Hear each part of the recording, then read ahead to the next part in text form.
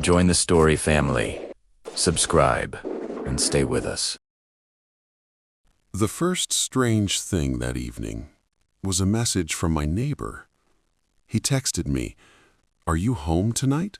I saw a light on, but I thought you were out of town." I replied that, yeah, I was home, and asked why he was asking. He read the message but didn't reply.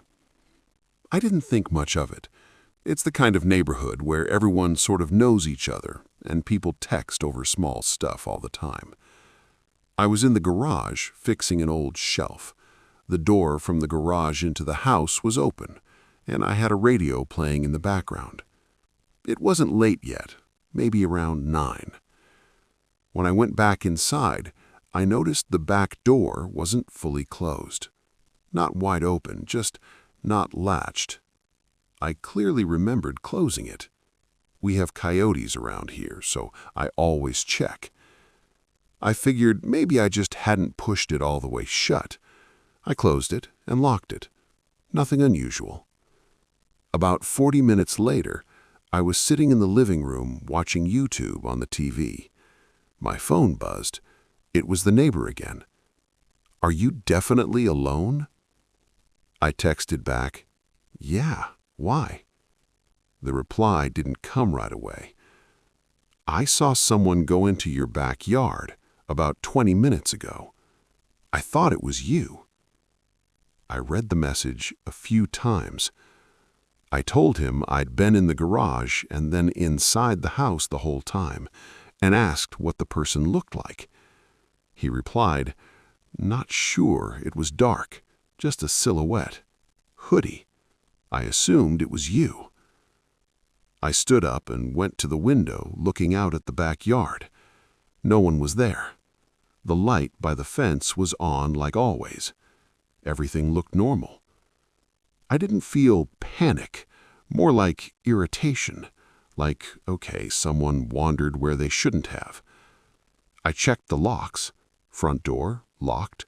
Back door, locked. Windows, fine. I went back into the living room. That's when I heard a sound from upstairs. Not footsteps, not a creak, just a short, dull thud, like something fell. Once. I froze. Upstairs, I only had my bedroom and a small storage room. There was nothing that should have just fallen on its own.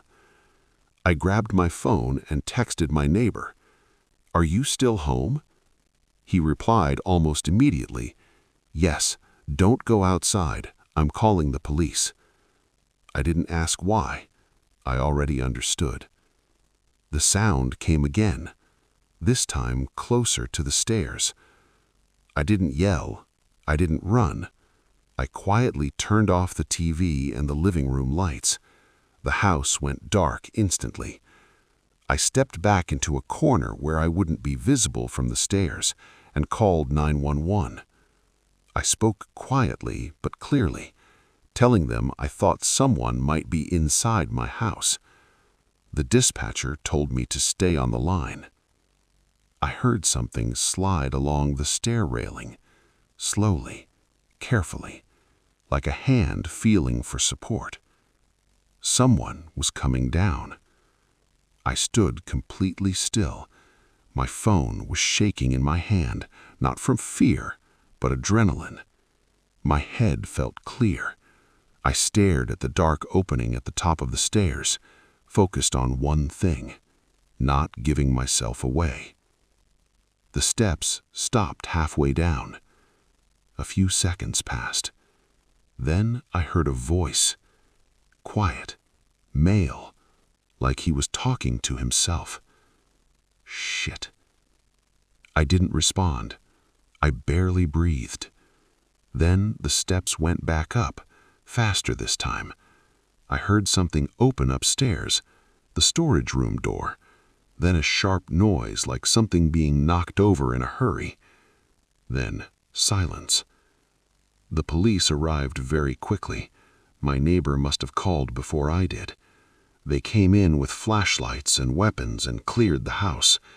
Upstairs, in the storage room, They found one of my toolboxes open. Mine. I knew I hadn't touched it. At the back door, they found marks, not from a break-in, just dirty fingerprints near the lock, like someone had been checking it from the inside. The police said he most likely entered earlier while I was in the garage, noticed the door wasn't latched, and just walked in. No forced entry, no noise. And the worst part, they said he didn't look like he planned to leave right away.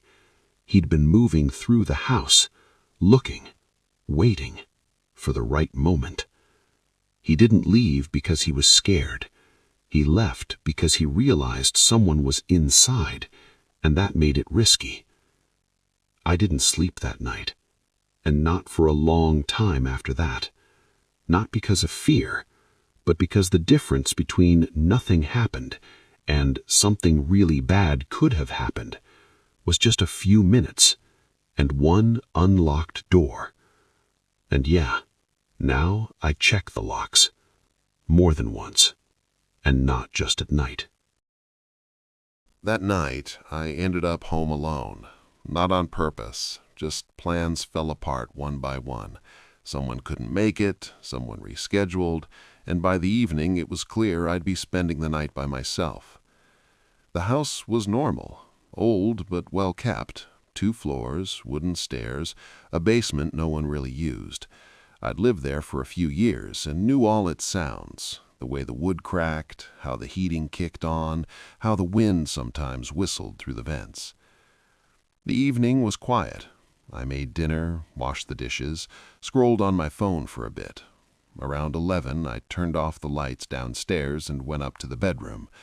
I left the TV on in the living room, not because I needed it, just out of laziness. I lay down, scrolled a little longer, then put the phone away.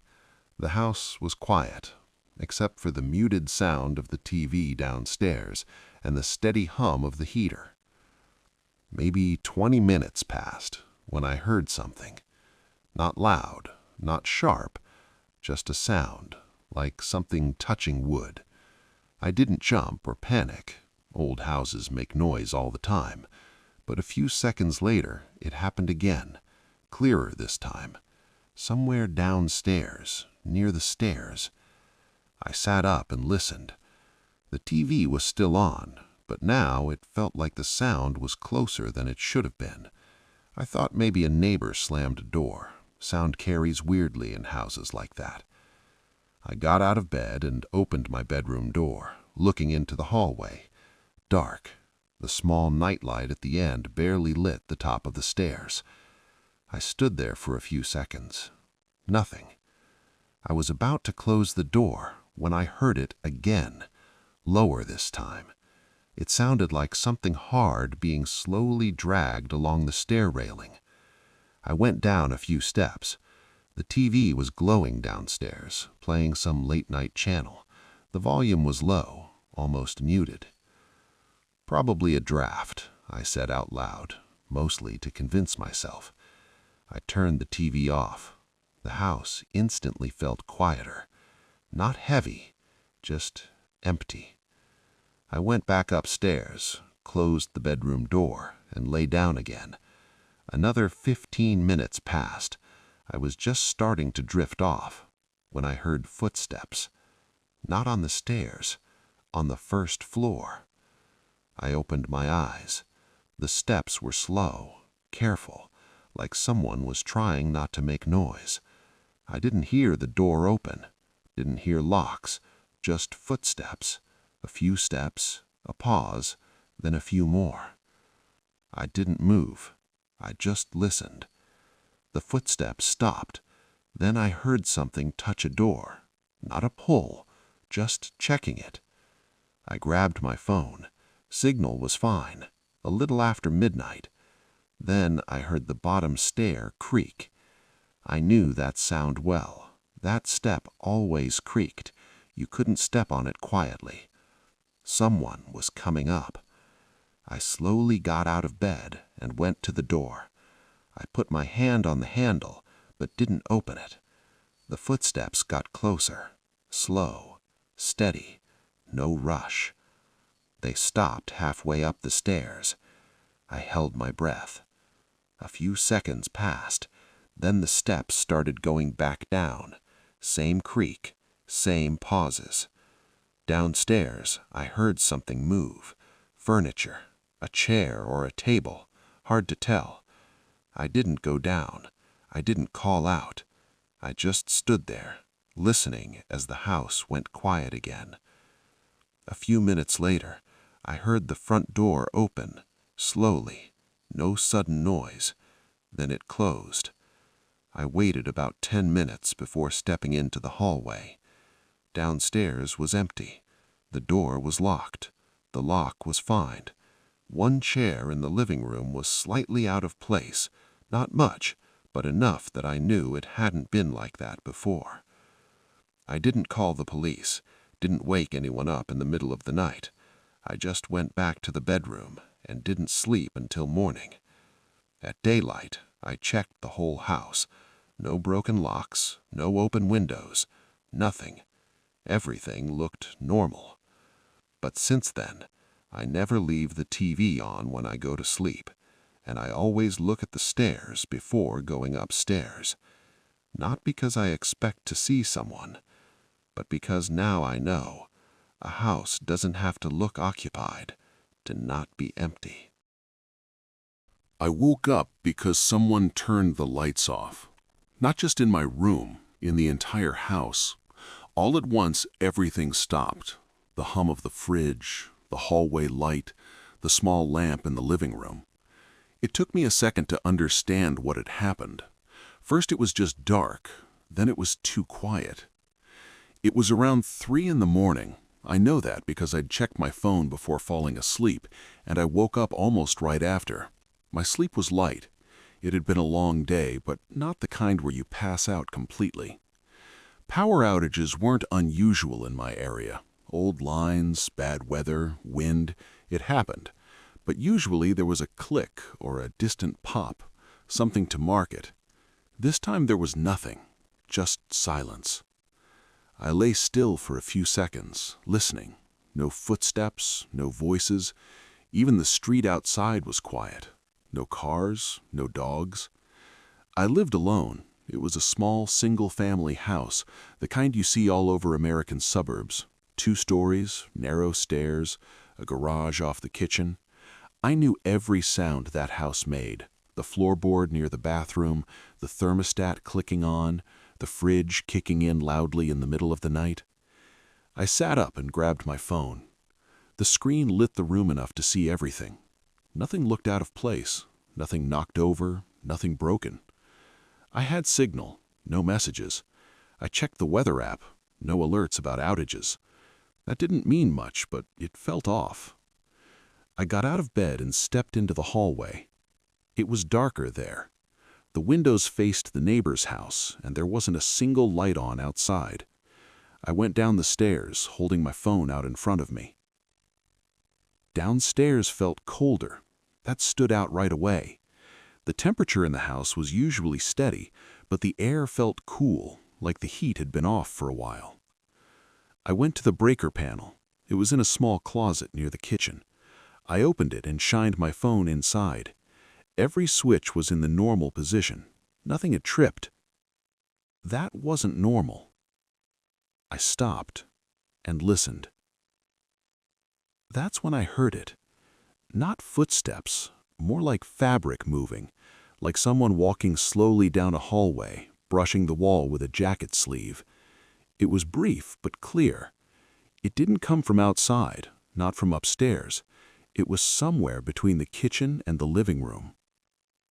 I didn't move. I just stood there, holding my phone, staring into the dark. A few seconds later, I heard it again. This time closer, like whoever it was had paused, then moved again. I didn't call out. I didn't ask who was there. Not because I was frozen with fear. It just didn't feel like it would change anything. If someone was in the house, they already knew I was there. I took one slow step forward. The phone light caught the edge of the couch, the coffee table, part of the rug. Everything was where it should be. But something was different. The back door from the kitchen was slightly open. I knew I'd locked it before going to bed. It was cold outside, and I always checked. Now there was a thin, dark line between the door and the frame. I didn't go any closer. I just stood there. Then I heard breathing. Not mine. Someone else's. Slow, steady, like a person standing still, not in a hurry. It was muffled, but clear enough that I couldn't mistake it for anything else. It was coming from the kitchen. I took a step back. The breathing didn't change. It didn't get closer or farther. It was just there. I turned on my flashlight and pointed it toward the sound. The beam hit the kitchen table, the chairs, the sink. No one was there. The breathing stopped. The silence that followed felt different, not empty, tight, like the house was holding something in. I didn't search the house. I didn't move toward the kitchen. I turned around, went back upstairs, locked myself in the bedroom, and called the power company. The call didn't go through at first. When someone finally answered, they told me there hadn't been any outages in my area. While I was still on the line, the power came back. Everything turned on at once. The lights, the fridge, the heat. I sat on the bed for a few minutes listening as the house came back to life. In the morning, I checked everything. The back door was locked, no damage, no signs of forced entry. Nothing suggested anyone had been inside. But I remember the sound of that breathing, and I know the power didn't just shut off on its own, not like that, and not all at once. Since then, I don't sleep with the hallway light off, not because I'm scared, just because once the darkness in my house came too suddenly and disappeared like someone had decided it was allowed to leave. That night, I was home alone. It was a normal weekday. I got back from work, made dinner, turned on the TV, and just sat in the living room for a while. Nothing unusual. The house was a typical suburban place. Single story, a small front porch, back door off the kitchen, garage on the side. Around 11, I was getting ready to go to bed when I heard the doorbell. It wasn't loud or aggressive, just a normal ring. That immediately felt strange. Nobody ever came over that late, and I wasn't expecting anyone. I didn't rush to the door. I checked the time first, like that might explain it somehow. The doorbell rang again. I walked over and looked through the peephole. No one was there. The porch light was on. The area in front of the door was completely empty. I opened the door. Still nobody. I stepped out onto the porch and looked around. The street was quiet. A few cars parked along the curb, street lights on, no movement at all. I went back inside and locked the door, assuming someone had just hit the wrong house. It happens sometimes. About 5 minutes passed. Then the doorbell rang again. This time I didn't move right away. I checked the peephole again. Still no one there. But something stood out. The porch light was off. I knew it had been on earlier. It turns on automatically, and I never mess with it. I didn't open the door. I just stood there. A few seconds later, I heard footsteps, not at the front door, off to the side of the house, on the gravel leading toward the garage. I stepped back from the door and turned off the hallway light.